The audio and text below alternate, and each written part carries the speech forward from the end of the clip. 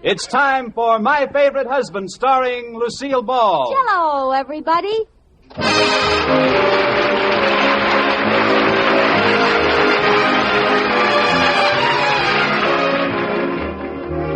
Yes, it's the new gay family series starring Lucille Ball with Richard Denning and brought to you by the Jell-O family of desserts. J-E-L-L. Oh, the big red letters stand for the Jell-O family. Oh, the big red letters stand for the Jell-O family. That's Jell-O. Yum, yum, yum. Jell-O puddings. Yum, yum, yum. Jell-O tapioca puddings. Yes, sirree. And now, Lucille Ball with Richard Denning as Liz and George Cooper, two people who live together and like it.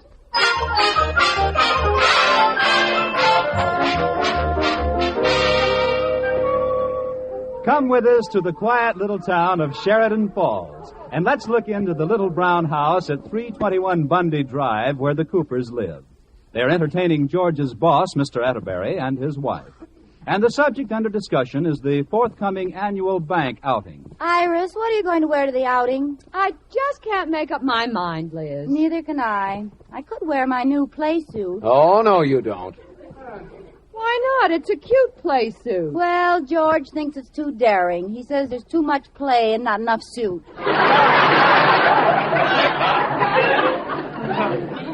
I suppose I should wear my blue slacks, but I wouldn't be caught dead in them. All the girls have seen them. It's the oddest thing, George, boy. What is, Mr. Atterbury? 2 weeks ago, those slacks that Iris wouldn't be caught dead in were the most adorable things in town for $59.50. Rudolph. And while we're on the subject, why do they call them slacks? I've never seen any in them.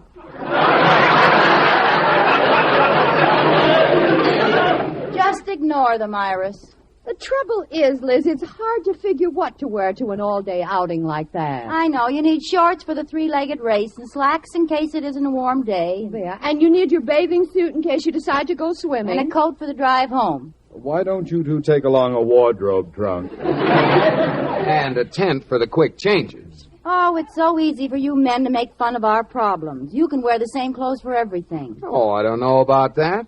Mr. Atterbury, have you decided what you're going to wear Sunday? Darn it all, I just can't make up my mind. Never mind, you two. Well, I'd wear my gym trunks, but all the boys have seen them. Well, I'd wear my gray sweatshirt, but Iris thinks it's too daring. It shows the hair on my chest. What hair?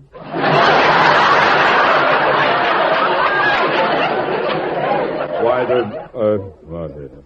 Oh, dear, it's really hard to know what to wear. That will do, George. You are a scream, ha-ha.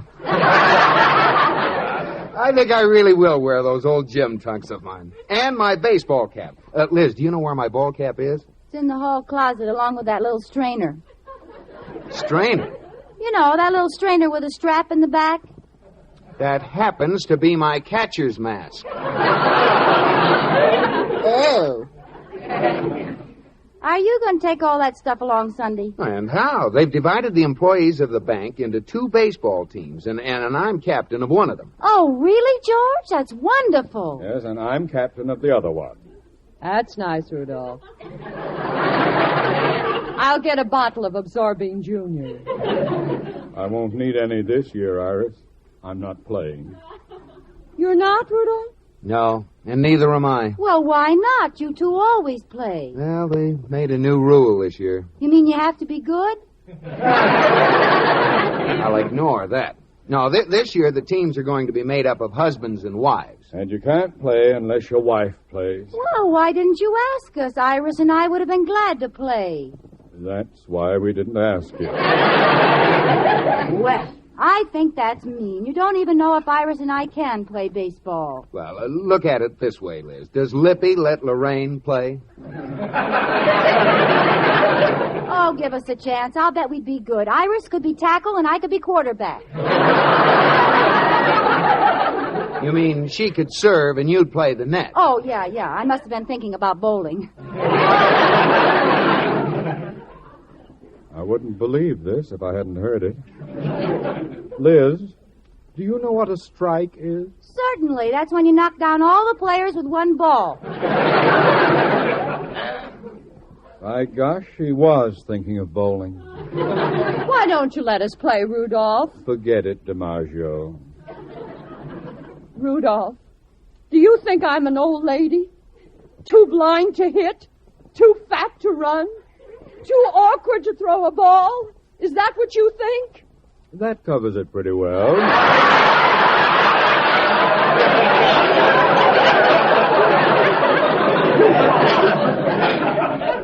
Say, what are you girls kicking about? It's rougher on us not being able to play. Oh. Oh, what I wouldn't give to get into my old college uniform and hear the crowd yell as I slide into home plate. Well, George, as long as you aren't going to wear that dirty old uniform, may I please throw it away this year? Well, I should say not. Do you know what the number 5 on that dirty old uniform stands for? It doesn't stand for Chanel. Touché, Liz. It stands for the best ball player our college ever had. Me. You? Yes, sir, little old me. There's a certain group of spectators who'll never forget the afternoon of August 25th, 1933. If anyone asks why, I'll kill him. Well, sir, it was the final game of the series. Places, everybody, you are about to hear a reading of that famous epic, Cooper at the Bat. When I came to bat, it was the last of the ninth. 2 men were out and the bases were loaded. What else? Come on, let's get it over, George. You stepped coolly up to the plate. I stepped coolly up to the plate. The first pitch, right through the middle. Whoosh! Strike one. The second pitch, right through the middle. Whoosh! Look, boy. In case the third pitch is a strike, step back. You're spraying. Well, the third pitch came fast and hard. I gripped the bat firmly. I swung. And the ball went up, up, up, up, and over the bleachers for a home run. Thank you, Ted Husing. Oh, that was very good, George. Yeah, thank you, Mr. Atterbury. Where'd you read that? It's true, and you'd see it again Sunday. If I could only play. Oh, now, George, you could play if you'd let us play, too. Yes, come Rudolph, on. give let us us a have chance a break to show what one. we No. Please? No. Oh!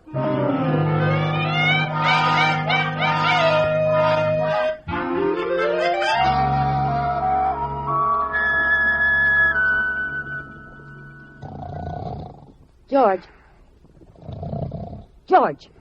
Well, what is it? I just had a dream, and I played baseball real good, so I think you should let me play on your ball team. Oh, now, don't start that again. I'm just as sorry as you are that you don't know how to play. Oh, now I'm a disappointment to you. I didn't say that. Well, you meant it. I did not. Now what's the matter? You wish you were married to a first baseman. Oh, Liz, cut it out. I can see it all now. The bride looked lovely in cleats and a catcher's mitt. She spiked the groom as she slid into the altar. Now, cut it out, Liz. You cannot play, and you're getting all emotional over nothing. I just wish I'd known about this a long time ago, that's all. What? I could have signed up for baseball in gym class instead of group games and folk dances. They've never done me any good at all.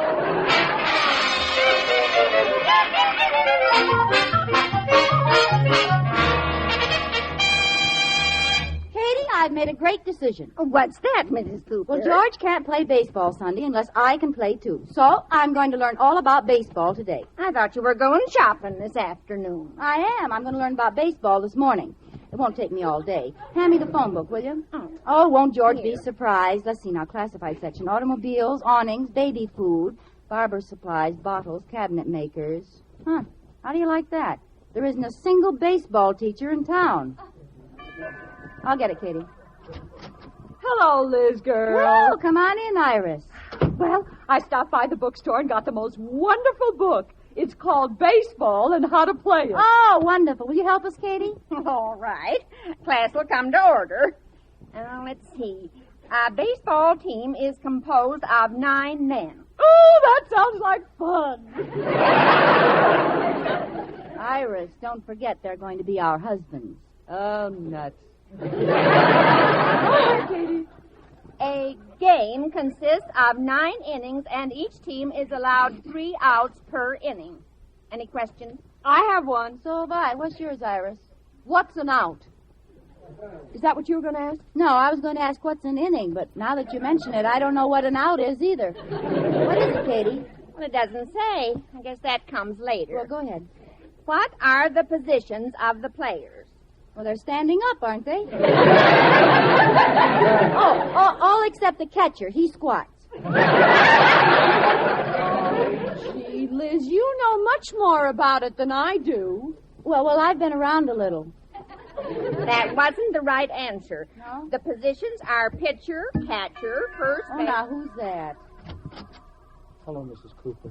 Are you busy? Well, a little, Mr. Wood. Oh, you've got company. I won't bother you. I was just a little lonesome. Lonesome? With 11 children? That's just it. They're all away. Oh. I miss the thunder of little feet around the house. Yeah, I guess you do. I heard the patter of some big feet over here. Well, I'd ask you in, but Mrs. Atterbury and I are studying baseball. We want to surprise our husbands. Oh, you're not trying to learn it out of a book. Yes. Oh, you can't learn baseball that way. Why didn't you ask me to teach you? Oh, would you? Iris, this is our next-door neighbor. Mrs. Atterbury, Mr. Wood. Hello, Mr. Wood. Are you sure you know about baseball, Mr. Wood? Do I know about baseball? I saw a World Series game once. Is that good? I'll never forget. It was the final game of the series, the last of the ninth. The bases were loaded, and 2 men were out when Babe Ruth came to bat. He let 2 strikes go by. And then knocked a home run and saved the day? Yes, that's right. Why, the big copycat. He stole that from George. Well, look, if we're going to learn baseball, let's get started. All Okay. right, all right. Now, let's say the living room is the diamond. The what? Diamond. And I'll put these pillows down for the bases. Now, Mrs. Atterbury, you cover first base. All right. Now, Mrs. Cooper, you're up to bat, and... Mrs. Atterbury, you don't cover first base by sitting on it. Not much she doesn't. She covers first base and halfway to second base. Liz. That's not what I mean. Now, stand on the base, Mrs. Atterbury. Right. Now, Mrs. Cooper, Yeah? you're at bat, and you've just hit the ball. You run to first base. I can't. Why not? Iris is on first base. It doesn't matter. Go on, run to first base. Nothing doing. You stay there, Liz. This is my base. No, you don't understand. Let her get her own base. Well, it is kind of silly, Mr. Wood. With all the bases that are empty, why do we have to crowd up on one? Never mind. We'll all be on the same team. Now, this is a double play. Mrs. Atterbury, you're on first base. I'm in a rut. Mrs. Cooper, you're on second base. And I'm shortstop. Okay, I'm on second base. Now, the batter hits a grounder. It's a what? A grounder. Mrs. Atterbury goes back to field the ball. You move over to cover first base, and I cover second. Now, the throw comes to first base. Who's on first? You are. Well, where's Iris? I'm back feeling the ball. Feeling it, not feeling it.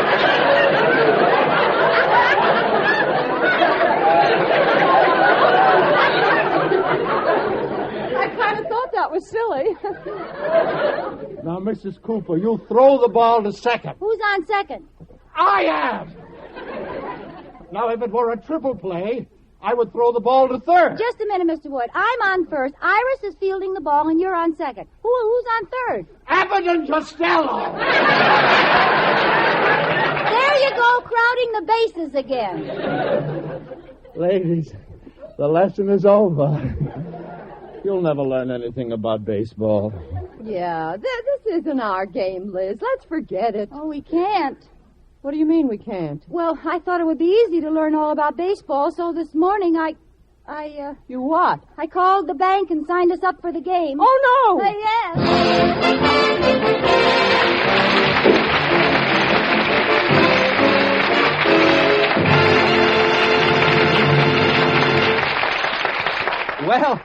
Maybe Liz ought to quit trying to learn baseball and take to cooking instead. 'Cause anybody, but anybody, can be a successful cook with Jell-O puddings. Why, all you do is add milk, and they take just about 5 minutes to cook. Here's a swell new idea. Butterscotch peach pie, made with luscious Jell-O butterscotch pudding.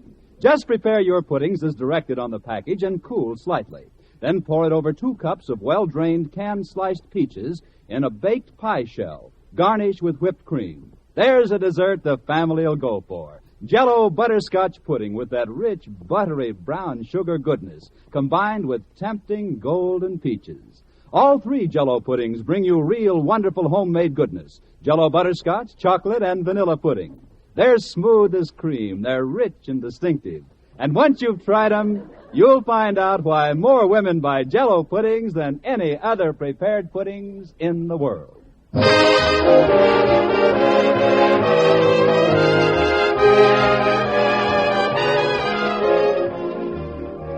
And now, back to the Coopers. Some startling news has just been placed on the bulletin board of the Sheridan Falls National Bank. 2 new names have been added to the roster of the husband and wives baseball teams. When George Cooper found out, he acted in his usual gallant fashion. Mr. Atterbury, something awful's happened. The bank's been held up. Worse than that. Worse than that? Liz signed up to play with my team tomorrow. She did? Oh, that's a shame, boy. And Iris signed up to play on your team. Yeah, Iris signed up to play. Oh, Gad. Why couldn't the bank have been robbed?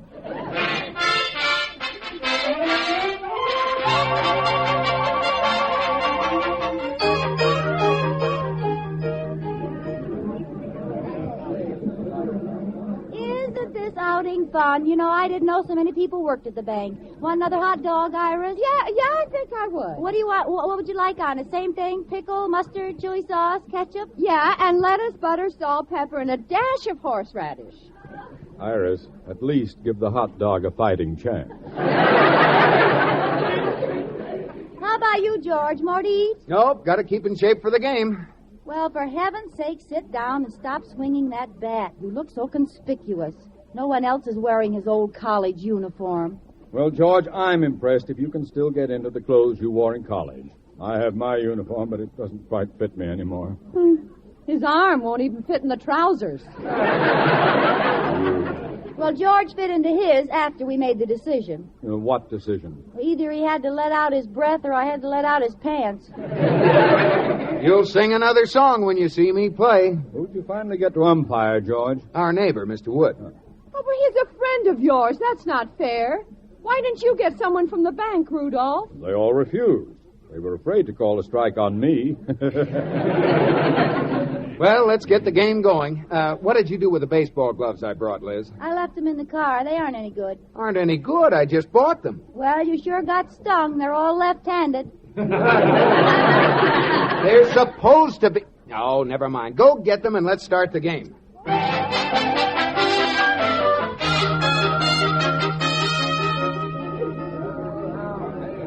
All right, everybody, let's go. Who's up at bat first? We are. Okay, my team out on the field. All right, now, talk it up. That's the old pepper. George. Come on, whip it around the bag. There they go.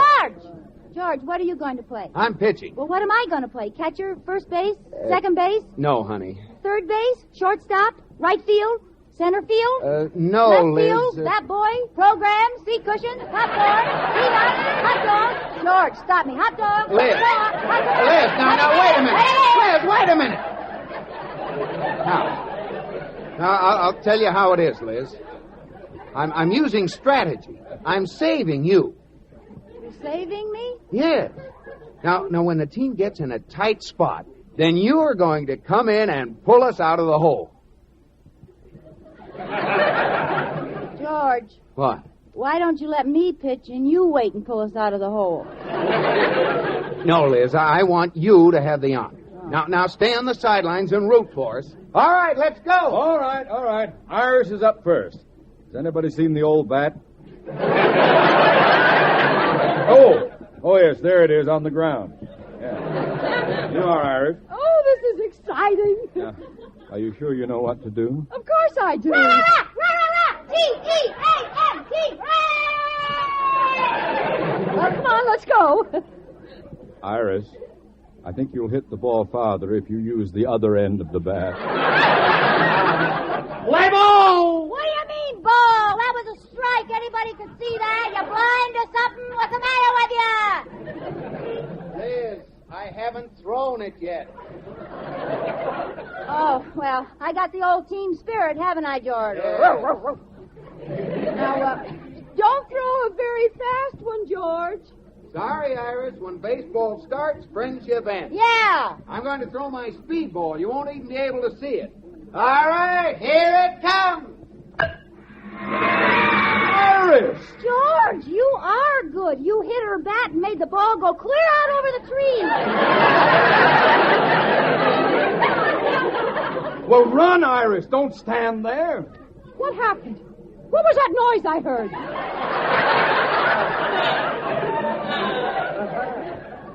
You just hit a home run. Speedball, eh, George? Let's have more of those.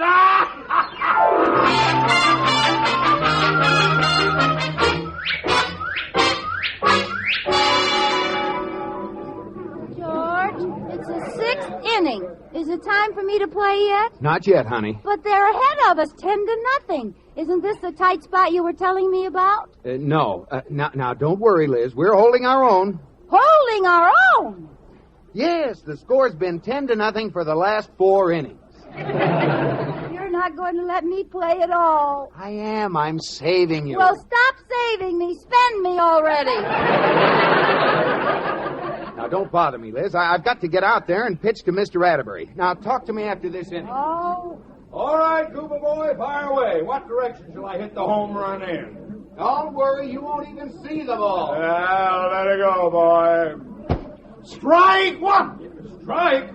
What's the matter with you? That was a mile wide of the plate. It was? Certainly. Ball one.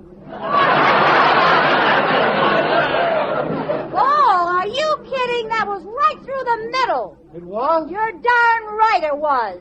Strike one. It was a ball. It was a strike. Strike! Ball! Now, wait a minute. What are we arguing for?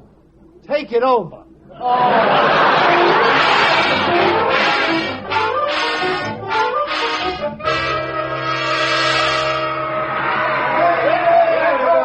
Nice work, Joe. That ties the score. Hey, the score is tied. The bases are loaded. This is our big chance. Oh, here I am, Captain. All set. Do I go in now? Are you kidding? The last of the ninth? 3 men on, 2 outs, and it's my turn at bat? But you said I could play. That's not fair. Liz, I'm saving you. For when? Next year's bank outing? You were going to save me this long, you should have packed me in dry ice. Please, Liz. You cheated me. Liz. Cheaters never prosper. Cheaters Oh, never Liz, now cut it out. What are you swinging 3 bats like that for anyway? You look silly. Well, all big league batters swing 3 bats. Then you let 2 of them go like this, and the other one, see... Oh... George! Help! He hit himself with a bat! George, boy, speak to me. Oh, what hit me? I'm supposed to be at bat. You're not going to play any more today, boy. Oh, but who'll bat in my place? Aren't you glad you saved me, George? Why, he passed out again. Harry, you take him to the first aid station. You want to continue the game? You're darn right we do. We'll win this one for good old George. Come on, team! Batter up. That's me. I'm ready. Come on, pitch it over. Wait a minute. You can't pitch from there. You're standing entirely too close to me. Back up! Mrs. Cooper, you are facing the catcher.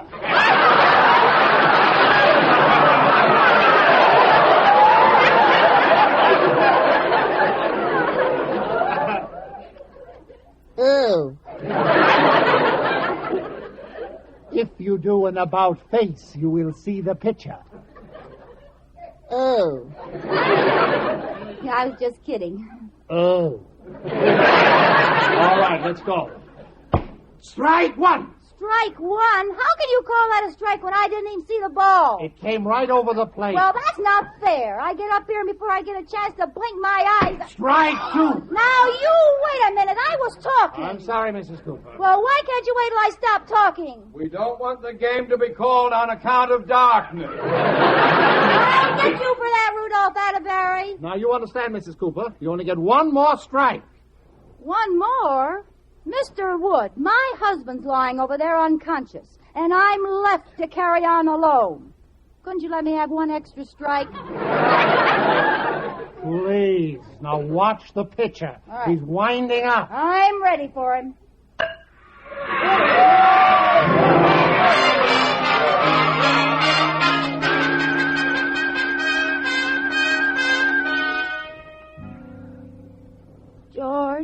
George, honey, how do you feel? No, I feel better. The doctor told me to lie here and be quiet. Oh, tell me, Liz, who won the game? We did, by one run. And guess who made it? No. Yes, I was magnificent. It was the last of the ninth. The bases were loaded. 2 men were out. I know all that. What happened? Did I stop you when you were telling your story? Go on. I stepped up to the plate. I let 2 strikes go by. Didn't even look at them. Then that third pitch came up right across the center, and I belted it out. Up for a home run. Liz, you're wonderful. Yeah. I got the doctor, Liz. He'll be right in to look at you. To look at Liz? Yes, she got hit on the head with the ball. That automatically sent her to first base and forced in the winning run. Oh, you and your big fat mouth.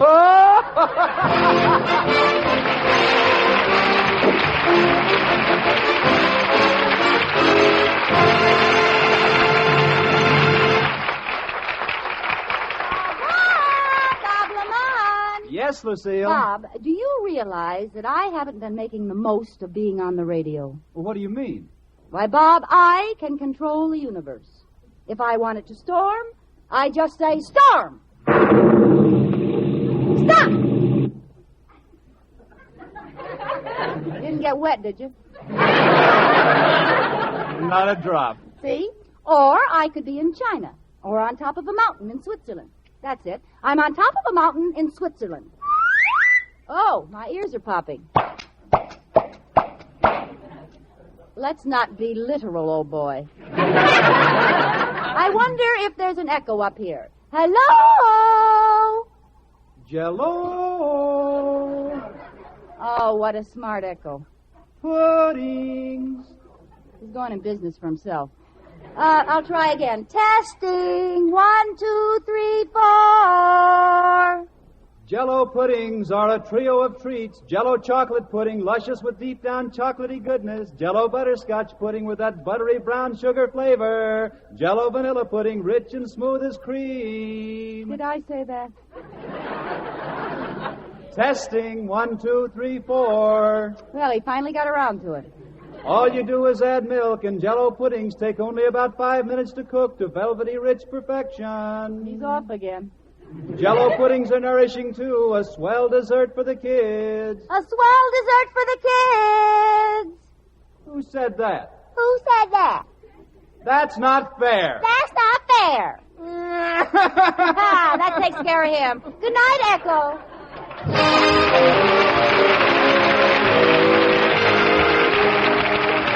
You have been listening to My Favorite Husband, starring Lucille Ball with Richard Denning, and based on characters created by Isabel Scott Rorick.